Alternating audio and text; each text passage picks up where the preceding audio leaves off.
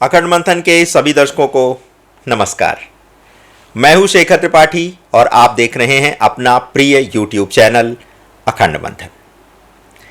जैसा कि आप सभी दर्शकों की भारी मांग पर हमने अभी तक भविष्य मालिका वेब सीरीज के 16 सीजन प्रसारित किए हैं और इस 16 सीजन में आपको 150 से अधिक एपिसोड दिखाए जा चुके हैं। तो आज का ये एपिसोड आपका विशेष होने वाला है और 13वें एपिसोड में हम आपको बहुत ही रोचक जानकारी देने जा रहे हैं। जी हाँ, क्योंकि इस एपिसोड में हम आपको एक ऐसे युद्ध के बारे में बताने जा रहे हैं जो द्वापर युग में लड़ा गया था। जी हाँ, द्वापर युग के कुरुक्षेत्र के मैदान में महाभारत का जो युद्ध 18 दिन तक चला था, उसमें से आधे दिन का युद्ध अधूरा रह गया था और यही युद्ध अब कलयुग में होने वाला है। जी हाँ, ये आधे दिन का युद्ध कोई साधारण युद्ध नहीं होगा, बल्कि इसके होने के समय धरती और आसमान कांप जाएंगे, क्योंकि ये आधे दिन का युद्ध धरती की पूरी स्थिति को बदल कर रख देगा। जी हाँ दर्शकों, ये जो युद्ध होगा ये आप कोई साधारण युद्ध ना समझें। और भविष्य मालिका ग्रंथ में लिखा है कि द्वापर युग का ये आधे दिन का महाभारत कलयुग के 5124वें वर्ष में होगा। जैसा कि आप देख ही रहे हैं कि वर्तमान समय में पूरा संसार एक ऐसी राख पर बैठा है जिसके अंदर युद्ध की चिंगारी दबी हुई है और जैसे ही ये चिंगारी भड़केगी, कलयुग का महाभारत जो है वो आरंभ हो जाएगा। वैसे तो भारत की भूमि पर अनेक युद्ध हुए हैं, जैसे हल्दी घाटी की लड़ाई, सारागढ़ी की महाभारत, लेकिन अब जो युद्ध होने वाला है वो अब तक का सबसे भयानक और सारी चीज़ें बदल कर रख देने वाला युद्ध होगा। जी हाँ, उसका आरंभ जो है इजराइल और हमास के युद्ध से हो चुका है, जिसकी आग अब इजराइल इराक युद्ध तक जा पहुंची है। भविष्य मालिका में श्री अच्युतानंद महाराज ने भी लिखा है कि द्वापर जुगर महाभारत गोटे ओली अछ बाकी एक कली जुगे होई बा शेष करीब जा कमलापति, अर्थात द्वापर युग के महाभारत का एक भाग अभी शेष बचा है और आधे दिन का ये युद्ध भगवान कल्कि अवतार में इसको लड़ेंगे। ये आधे दिन का युद्ध कल्कि भगवान के द्वारा लड़ा जाएगा और धरती से पाप का अंत एवं सत्य धर्म की स्थापना की जाएगी। तो एक तरह से देखा जाए तो ये आधे दिन का युद्ध ही तीसरे विश्व युद्ध के रूप में आरंभ हो चुका है, लेकिन अभी इसकी औपचारिक घोषणा नहीं की गई है। इजराइल के विरुद्ध सारे इस्लामिक देश इकट्ठे हो चुके हैं और आने वाले समय में रूस, चीन एवं इस्लामिक देश मिलकर पश्चिमी देशों के विरुद्ध युद्ध के मैदान में कूद पड़ेंगे। इस युद्ध में रूस तटस्थ रहेगा एवं इसी स्थिति में चीन 13 इस्लामिक देशों के साथ मिलकर भारत पर आक्रमण कर सकता है, ऐसी आशंका भी व्यक्त की गई है।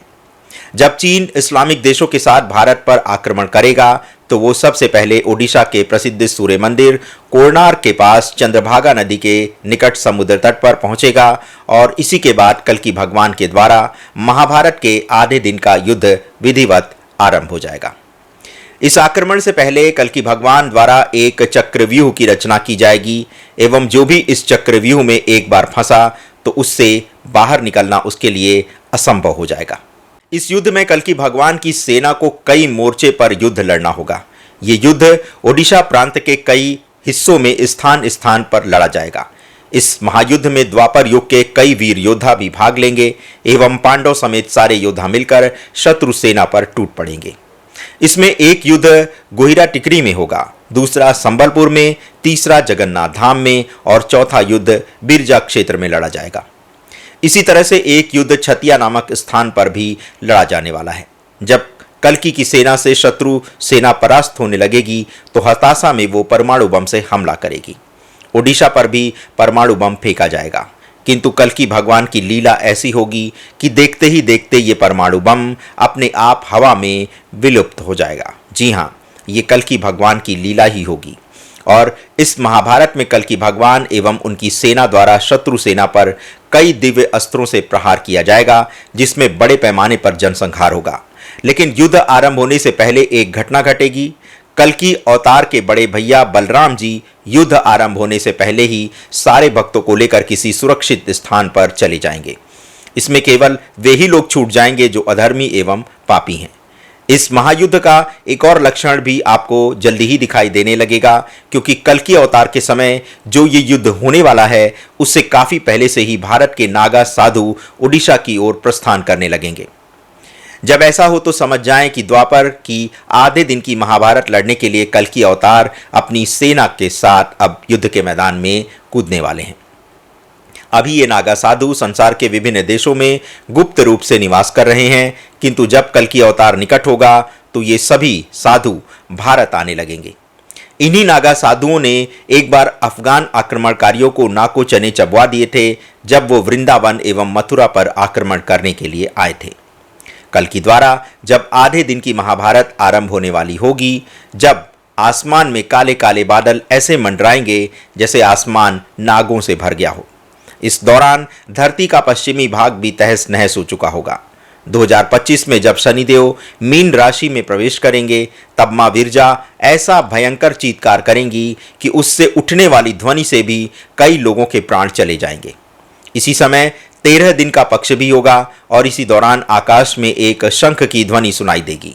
ये सारी घटनाएं 24वें अंक में होंगी, यानी 2024 में होंगी। संसार के पहले पत्रकार कहे जाने वाले भक्त मुनि नारद ने भी कहा था कि जिस वर्ष चैत्र माह में कुल 5 मंगलवार पड़े, उस वर्ष महाविनाश होना सुनिश्चित है।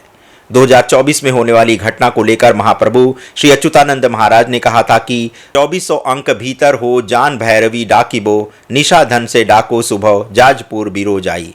जीबे ब्रह्म स्तक अर्थात 24 अंक के अंदर भैरवी का रात्रिकाल में चीत्कार होगा, जिसकी आवाज चारों दिशा में गूंज जाएगी।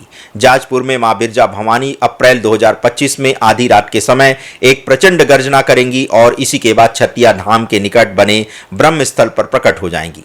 इस बारे में पंचसखाओं ने ओडिया भाषा में लिखे इस छंद में कहा है कि अर्थात बिरजा देवी का ध्यान भंग हो जाएगा एवं पहले चीत्कार से ब्रह्मांड कांप उठेगा। दूसरे चीत्कार में देवी अपना स्थान त्याग देंगी और तीसरे चीत्कार में वो भयंकर क्रोध की ज्वाला से धधकने लगेंगी।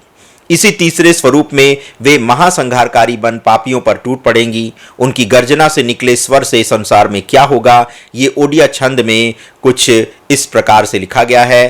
पंचसखा कहते हैं कि डाको जहा कर्ण रे सुभव अकाल मृत्युटी, तहा को हेब एका और को के ही ना सुनी सुनीला, मात्रे प्राण हराई बे, अनेक जन होई बस नास, हतो केत स्त्री पुरुष, सेठ जहा को राखी भी, मुंह कल की रूप में देखी बेटी। अर्थात जो भी व्यक्ति इस भयंकर गर्जना को सुनेगा उसकी शोर के कारण तत्काल मृत्यु हो जाएगी। क्या स्त्री और क्या पुरुष, सभी इस भयंकर गर्जना से काल के गाल में समा जाएंगे। इस महाविनाश लीला में जो व्यक्ति जीवित बचेगा उसे ही कल्कि भगवान के दर्शन होंगे। इस रहस्यमयी देवी के बारे में बहुत कम ही लोगों को जानकारी होगी और इस काली देवी की गर्जना का स्वर सिर्फ उन्हें ही सुनाई देगा जो कली राक्षस के प्रभाव से ग्रसित हैं या फिर जिस पर कली पुरुष ने अपना प्रभाव छोड़ा है। लेकिन जो भगवान के सच्चे भक्त होंगे उन्हें इस भयंकर गर्जना का स्वर सुनाई नहीं देगा। आपको बताते चलें कि ओडिशा का बिरजा क्षेत्र धरती का सबसे प्राचीन भूखंड है और इसे ही धरती की धुरी माना जाता है।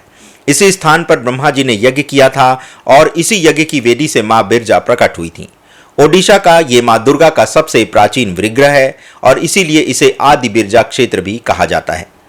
युग परिवर्तन की इस प्रक्रिया में मां बिरजा की बहुत बड़ी भूमिका होने वाली है और वे सभी देवी देवताओं से ऊपर विराजमान होंगी। नारद संहिता में नारद मुनि ने लिखा है कि चैत्र मासी यदा पंचभौम वासरा राजन चख यति मंदा दुर्भिक्ष, अर्थात जिस भी वर्ष चैत्र के महीने में 5 मंगलवार पड़ेंगे उस वर्ष राजा तथा उनकी राजगद्दी पर बड़ा संकट आ सकता है। तो ऐसी स्थिति में किसी भी देश के राजा के ऊपर बड़ा संकट छा सकता है और देश में अचानक से गृह युद्ध भी छिड़ सकता है। 2024 के चैत्र मास में भी 5 मंगलवार पड़ रहे हैं एवं इसी माह में 4 ग्रहों की युति एवं मंगल राहु के अंगारक योग के कारण भी कोई ऐसी स्थिति उत्पन्न हो सकती है जिसे संभालना सरकार के लिए बड़ी चुनौती होगा। मंगल राहु के कारण इस वर्ष भयंकर बाढ़ आने की भी आशंका है और स्थान स्थान पर आपको जल प्रलय जैसी स्थितियां भी देखने को मिलेंगी। जैसा कि आपको ज्ञात होगा कि जिस दुबई में वर्षा तक नहीं होती, अब वहां पे बाढ़ आई हुई है, तो आप समझ सकते हैं कि प्रकृति के द्वारा एक बड़ा संकेत तो दिया ही जा चुका है। तो दर्शकों, भविष्य मालिका के आज के इस एपिसोड में बस इतना ही। मिलते हैं अगले एपिसोड में कुछ नई जानकारियों के साथ, किंतु जाते जाते आपसे अनुरोध करेंगे कि आप ये चैनल सब्सक्राइब करना मत भूलिएगा। धन्यवाद, नमस्कार।